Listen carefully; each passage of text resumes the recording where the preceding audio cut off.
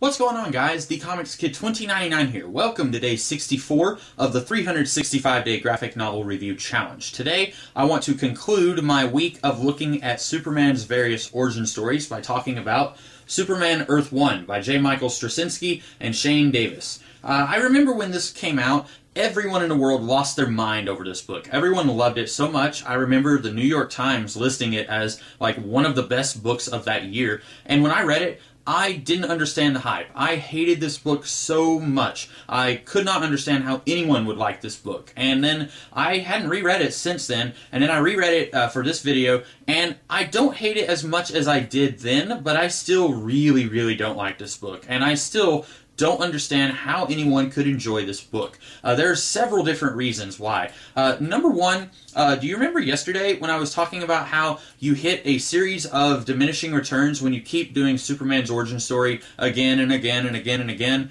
This book came out only 2 months after Secret Origin finished. That is unacceptable. There is absolutely no reason to do 2 Superman origins in 2 months. And you might be saying, well, this is the beginning of the Earth 1 line, and they had to start with the origin stuff, and it's a brand new universe. It's not in the same world as Man of Steel, or For All Seasons, or Birthright, or Secret Origin. I would argue against that because the stuff that feels so repetitive here that you see in all of those other origin stories, like the stuff where Clark is interacting with Jonathan and Martha, and the stuff where Jor-El and Lara are talking about their son going to Earth as Krypton dies, all of that stuff feels completely superfluous in this book. This book is supposed to be about the person behind the costume and how he becomes who he is in the comics that we read today. It's Clark Kent's journey in becoming Superman. So all of those flashback scenes where we get to see Jonathan and Martha finding baby Clark, and then we get to see them helping him create his superhero secret identity,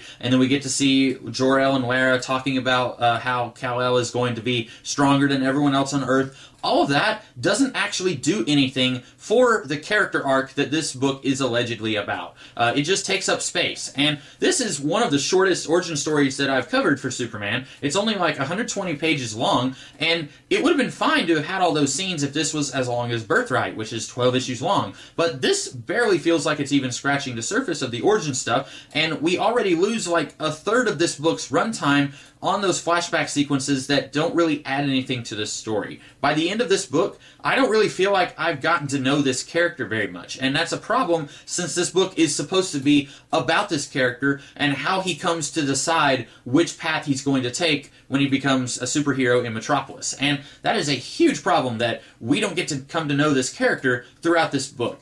There's also a lot of contrivances in this book. The entire plot of the story rests on a couple of contrivances that I'm still not sure if I understand. So the US government has Superman's spaceship that he came to Earth in, and at one point they realized that on every molecule of this spaceship there is a code written down for the passenger of the ship. And as soon as they find that out, Clark Kent's apartment catches on fire. So Clark rushes in and he gets his costume, and he gets a piece of the spaceship that he's had ever since his parents found him, and then the piece of the spaceship starts communicating with him. And then as soon as that happens, the bad guys come to Earth. And I don't understand what caused Clark Kent's apartment to catch on fire, because that is the only reason that the bad guys come to Earth. If his apartment didn't catch on fire, we wouldn't have had a story here. And I was thinking maybe the scientists discovering the code on the spaceship somehow caused the piece of spaceship that Clark has to get really hot and then catch his blanket on fire or something like that.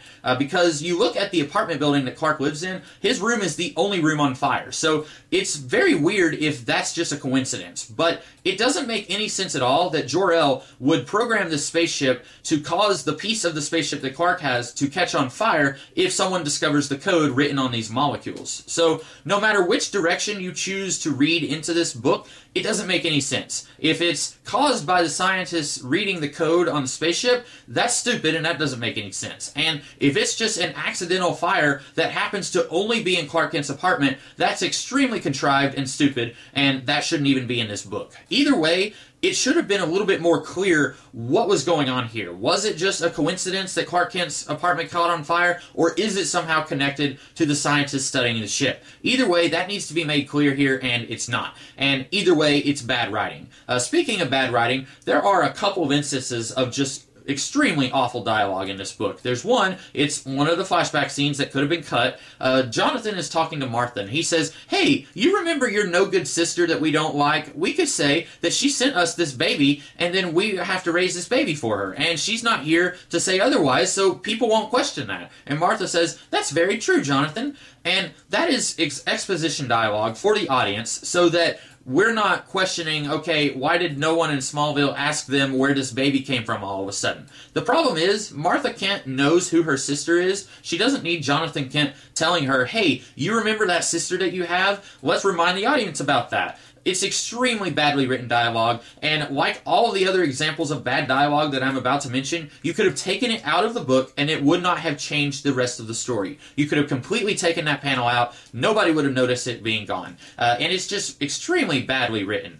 The other one that I was thinking of was one where Perry White is talking to Clark Kent about Clark's resume, and he says, "Oh, okay, you worked for the Smallville Daily Press. I didn't even know that there was a daily newspaper in Smallville." And Clark says, "There's not. It used to be daily, and then they became weekly, but they chose not to change the name to the Weekly Press." So Perry says something like, "Oh, okay, so it's the Daily Weekly Press." And Clark says, "Yeah, or the Weekly Daily Press." And Perry says, "No, it's Daily Weekly Press, because you always go with active tense over passive tense." Now, I like the idea that Perry White is giving out writing advice to young aspiring writers, because he's the editor-in-chief of the Daily Planet, so it makes sense that he would do that sort of thing. The problem is, him talking about active versus passive tense, that has nothing to do with what him and Clark are talking about there. Saying that it's the Daily Weekly Press or Weekly Daily Press, either one would work, because that has nothing to do with active or passive tense. And then he says something like, "It's last night a dog died, not a dog died last night."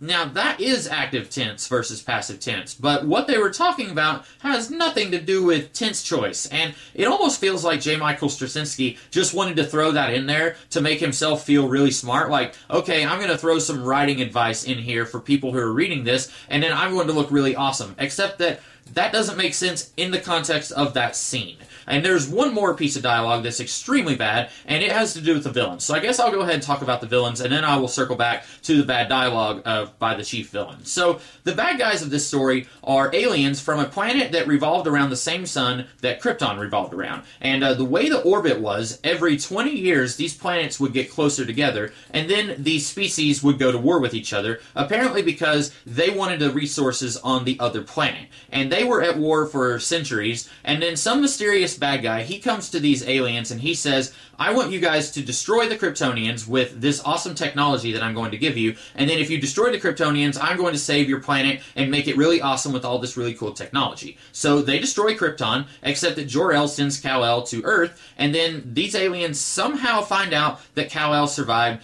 and then they go to Earth, or actually, they're just scouring the galaxy trying to find Kal-El. They don't actually know where he is, and then the extremely contrived writing happens that brings the aliens to Earth, and then they tell Kal-El that the planet that he came from, Krypton, was assassinated. It wasn't just an accidental destruction like it almost always is. And then Clark is able to defeat the aliens. The lead alien looks like a cross between a member of KISS and the Crow. He looks really stupid. Like, I could not get behind this design for this alien. But anyway, he defeats the aliens, and then at the end of the book, he asks his spaceship, he says, "What is my purpose?" And the spaceship says, "Your purpose is to get revenge for your planet being destroyed." And I shouldn't even have to explain this, but Superman is not an agent of revenge. I don't know why J. Michael Straczynski thought that was a good idea for the story, but apparently he did. So here are some of my problems with the bad guys of this book. First of all, you have the mysterious bad guy whose face we don't see. I'm going to assume that it's Brainiac who hired these aliens to do this, although we don't know, and I haven't read Superman Earth 1 Volumes 2 or 3, so it could be anybody. I don't know who it is who hired these aliens, but whoever this is, he has the technology to destroy Krypton. Why doesn't he just do it himself? Why does he need these guys to do it? And then they destroy all of Krypton except for one helpless baby. Why do they have to scour the universe for 25 years looking for this baby? Why can't they just go to this guy and say, "Yep, we destroyed all of it. There's not a single Kryptonian left"? Why did they have to go and find Kal-El? Because here's the problem.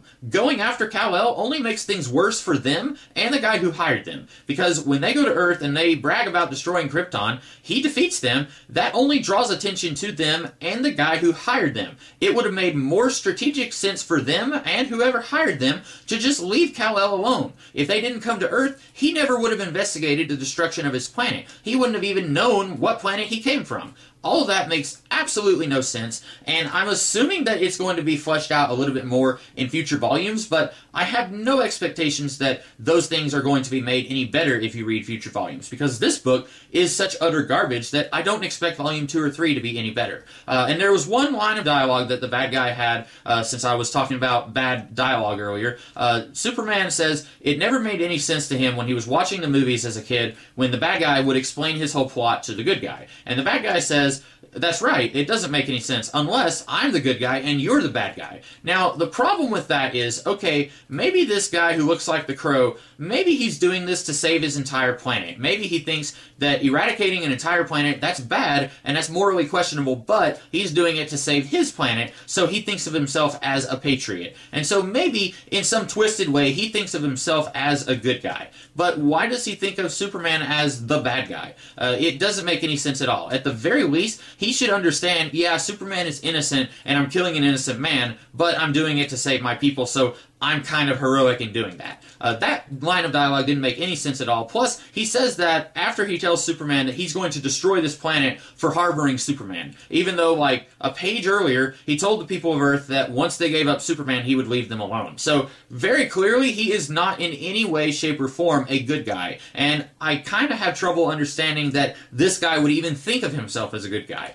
He is very clearly a twisted maniac. He doesn't really have any redeeming attributes. He may have started off wanting to save his planet, but by the time he gets to Earth, he just wants to destroy Earth just for the fun of it, and there's really no good in him at this point. And it wouldn't have even been a problem if they had just taken that line of dialogue out. All of the bad dialogue in this could have been avoided. There was no reason to have any of this bad dialogue. Sometimes you have bad dialogue, but it has to be there to move the story forward. That is not the case in this entire book. There's not a single bad moment in this book that had to be there. This entire book, the script needed to be rethunk from the ground up. A lot of the plot elements needed to be reevaluated from the ground up. It's just not a good book. It is by far my least favorite Superman origin story. I would have to say it is leaps and bounds worse than Man of Steel, which was my least favorite Superman origin story before I read this one. And what sucks is that I liked all of the other Earth 1 books. I really liked the Batman ones. I liked the Teen Titans ones okay. I liked the Wonder Woman one quite a bit better than this one.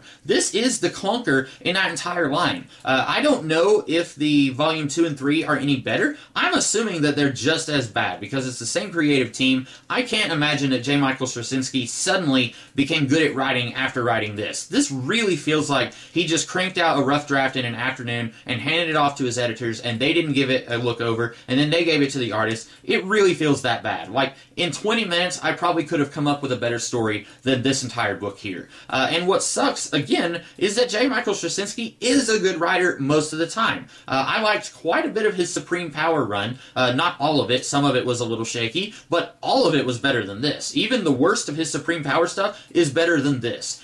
He wrote Thor, which I quite a bit liked. He wrote a story from Babylon 5. He did almost all of Babylon 5, I think he wrote, or had a hand in writing, and he is capable of being a good actor. Being a good writer. But this is not that. If you are in any way interested in reading this, maybe you started reading comics after this came out, and you heard all the hoopla about how this is an amazing story, I am begging you, do not read this story. Save yourself the heartache. This is an awful, awful story. You could go and read any other Superman origin story, and you will have a better time than if you read this. This is just a really bad story. I really regret reading this. I hate it. Not quite as much as I did the first time I read it, so that should illustrate to you just how much I hated it the first time I read it, but it's still just a painful experience for me. This is one of the worst things I've ever read. It's bad. I did not enjoy it, but I hope that you guys enjoyed watching this video. Maybe if you liked Superman Earth 1, you can tell me why in the comments below. Please be gentle with me. I've heard plenty of people who say that they really like the story, and I still don't understand that, but I'm not judging. I just am explaining why I don't like the story. But if you did like the story, let me know in the comments below. And if you like this video, be sure to like, share, comment, and subscribe. And I will be back tomorrow with a different kind of video. In the meantime, you guys have a great rest of the day. Catch you later.